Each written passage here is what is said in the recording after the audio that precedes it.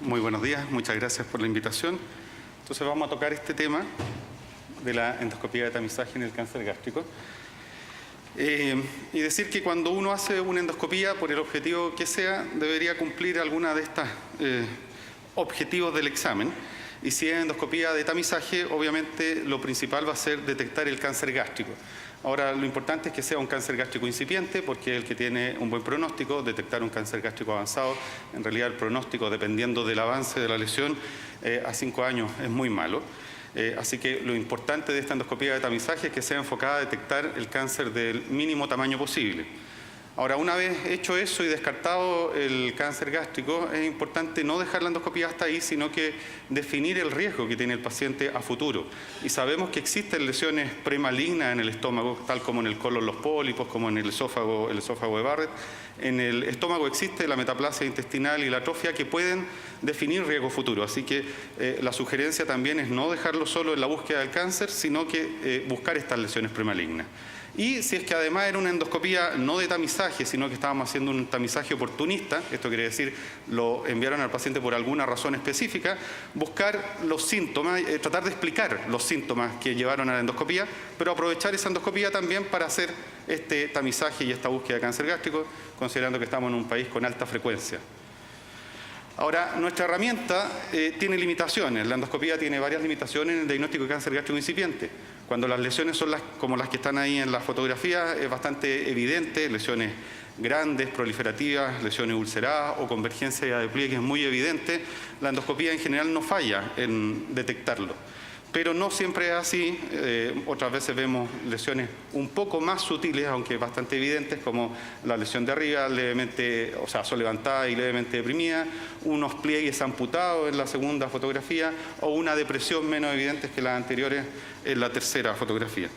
Pero tenemos otras cosas que también son cáncer gástrico incipiente, cambios de coloración, eritemas irregulares o lesiones más blanquecinas irregulares, y cambios solo de superficie o convergencia de pliegues mucho menos evidentes.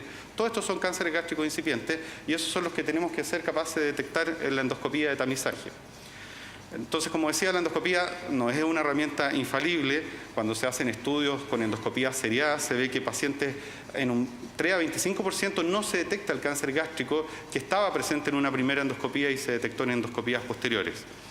Razones hay muchas, dentro de las principales es que las localizaciones frecuentes habitualmente obligan a una muy buena insuflación y a una retrovisión. En cuerpo alto, en curvatura menor, son ubicaciones que requieren insuflar mucho o insuflar bien y hacer retrovisión. El contenido gástrico sigue siendo el principal problema.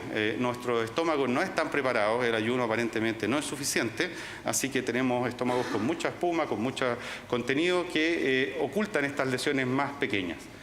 Y, como decíamos, los problemas son que las lesiones no siempre son evidentes, pueden ser lesiones planas o leve irregularidad, o bien cambios de coloración o cambios de distensibilidad, o también convergencia de pliegues. Así que esos son los problemas que tenemos con nuestra herramienta. Así que tenemos que dividir la endoscopía en 3 etapas y enfocarnos en estas 3 etapas para tratar de superar estos problemas que vimos que tiene la detección del cáncer gástrico incipiente. Y de lo primero que vamos a hablar es de la etapa preendoscopía.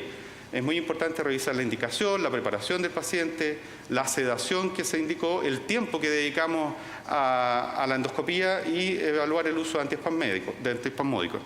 En cuanto a la indicación, puede haber programas de tamizaje, pero en general no los hay, así que hay que considerar que toda endoscopía es una oportunidad para hacer un tamizaje de cáncer gástrico. Esa es la endoscopía oportunista o el tamizaje oportunista, que es la endoscopía del día a día. Y solo decir que nosotros sabemos que en Japón detectan mucho cáncer gástrico incipiente y la verdad es que no es a través de programas de tamizaje en general, sino que es a través de esta endoscopía oportunista. Ahí en rojo se marcan los pacientes que fueron por endoscopía oportunista y se detectó el cáncer gástrico, y en negro el 7,6% la frecuencia de cánceres detectados en programas de seguimiento. La preparación, ya decíamos, el ayuno de 8 horas será necesario, será suficiente. Tenemos la impresión de que no necesitan tanto ayuno y que sería mucho mejor que los pacientes estuvieran tomando líquido hasta más cercano de la hora de la endoscopía. Pero eso es una impresión, no tengo ninguna diapositiva para mostrar, para decir que un ayuno de 3 horas, de solo 3 horas, es mejor que un ayuno de 8 horas. Lo dejamos ahí. Lo que sí hay demostración es que la premedicación con mucolíticos y fármacos antiburbujas permiten disminuir la necesidad de lavado y de preparación del estómago y ahorran tiempo. Así que sí es posible ocupar estos fármacos antes de hacer la endoscopía. El tiempo dedicado a la endoscopía sigue siendo un punto muy importante. Habitualmente el tiempo que se destina a cada endoscopía es muy poco. Aquí hay algunos estudios que hablan que mientras más tiempo el endoscopista está mirando el estómago, más lesiones encuentra. El último es un estudio prospectivo donde los endoscopistas que se demoraban más de 7 minutos encontraban 3 veces más lesiones gástricas que los que se demoraban menos de 7 minutos. Ahora, 7, 8, 10 minutos de endoscopía significa por lo menos 30 minutos entre una endoscopía y otra por todo el papeleo que hay que llenar y todas las cosas que todos conocen.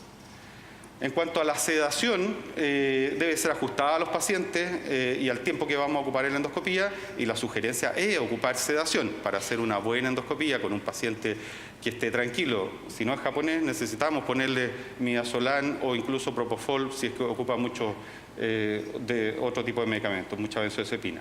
Sobre los antiespasmódicos, habitualmente se ha recomendado la buscapina. Solo decir que actualmente hay algunas alertas sobre los efectos adversos de la buscapina, con información de pacientes que han fallecido por ocupar la buscapina en endoscopías de tamizaje, así que mucho ojo con pacientes ancianos y cardiópatas donde está contraindicado.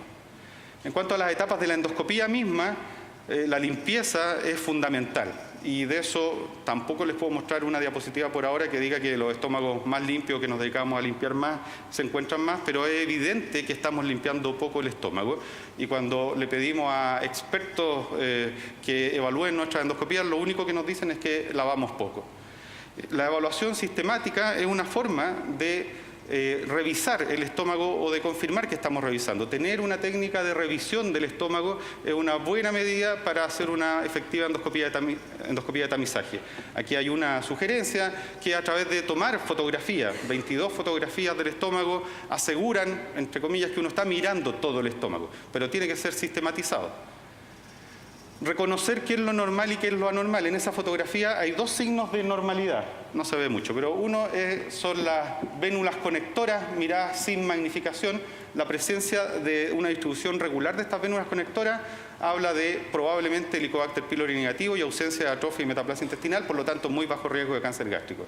Y esos pólipos de glándulas fúngicas hablan de lo mismo. Así que eso es una buena cosa a mirar en la endoscopía de luz, aunque puede tener fallas, como lo vamos a ver después. Hay imágenes endoscópicas que sugieren la presencia de las lesiones premalignas, una línea limitante muy evidente que nos marque el borde atrófico, irregularidad, nodularidad irregular o eritema irregular, son señales indirectas de atrofia o metaplasia intestinal y estas lesiones aftoideas antrales también. Y como habíamos dicho, el cáncer gástrico hay que revisar y revisar imágenes porque no siempre va a ser una gran masa en el estómago, sino que pueden ser cambios mucho más sutiles. Tenemos la posibilidad, si tenemos la posibilidad, hay que ocupar la endoscopía realzada, esto a través de tinciones o de magnificación y cromoscopía electrónica. Las tinciones se han ocupado por mucho tiempo y lo que está claro es que si se ocupan dentro de un programa de tamizaje son para delimitar mejor las lesiones y también se ha visto que pueden detectar más algunas lesiones planas o levemente deprimidas. Así que el uso de tinciones es recomendable si es que se dispone del equipamiento. La endoscopía realzada habla en cuanto a cromoscopía y magnificación. Los nuevos equipos permiten magnificar la mucosa del estómago y con eso reconocer normalidad. Lo que está puesto como ahí como B0 nuevamente un estómago normal, absolutamente normal, pero con esta endoscopía magnificada y la probabilidad de que ese paciente con esa imagen tenga lesiones premalignas o un cáncer gástrico que vaya por el camino de la metaplasia intestinal es prácticamente 0. En cambio, esto es progresivo y si llegamos a la etapa A1, A2, son imágenes habituales de atrofia y metaplasia intestinal y en esos pacientes donde hay que dedicar más tiempo a la búsqueda de las lesiones inaparentes. También si encontramos una lesión, la cromoscopía y la magnificación nos permite delimitar esa lesión y evaluarla y decir con alta certeza si es neoplásica o no. Esto un poco ya más adelante de esta endoscopía de tamizaje. Finalmente, en la endoscopía misma hay una sugerencia de la Asociación Chilena de Endoscopía en estas endoscopías de tamizaje. Si hacemos la endoscopía, no encontramos ninguna lesión, antes de terminar la endoscopía, la sugerencia es buscar las lesiones premalignas, y nos parece que actualmente la imagen endoscópica no es suficiente para decir este paciente no tiene atrofia o metaplasia intestinal. Por lo tanto, la sugerencia es tomar test de ureasa a todo paciente de endoscopía de tamizaje y hacer biopsias gástricas a través del protocolo de Sydney, que significan 5 muestras del estómago, y con eso evaluar la presencia de estas lesiones premalignas. Y así podemos definir grupos para la siguiente etapa, que es el manejo posterior a la endoscopía, ya que si el paciente no tiene atrofia ni metaplasia intestinal, no hacemos más con ellos. Si tiene Helicobacter pylori, lo erradicamos. Y si tiene atrofia, lo pasamos a un plan de tamizaje, que es la parte de la endoscopía de tamizaje, que es la sugerencia de no dejar la endoscopía hasta ahí, sino que decirle al paciente, tiene Helicobacter positivo, hay que erradicarlo. Estamos hablando de endoscopía de prevención de cáncer gástrico.